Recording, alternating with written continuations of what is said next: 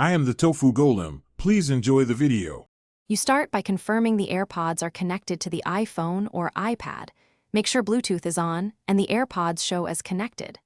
Once done, open Settings and tap Bluetooth, then scan the My Devices list for your AirPods. Tap the small information icon next to their name to reach device details. Here you'll find the name field. This is the first editable control for renaming, so tap it to begin editing and be ready to type a new name. With the name field active, clear the current text and enter the new label you want the AirPods to display.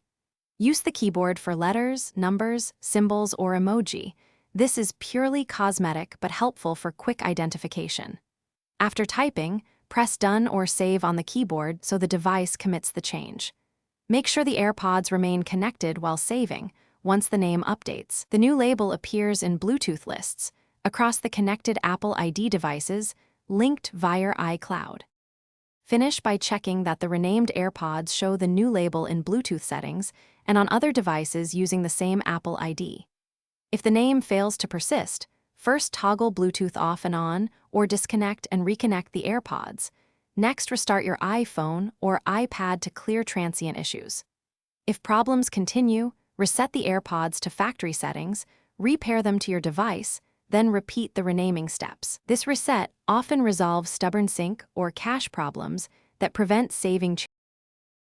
Thanks for watching. Consider subscribing if we helped you today.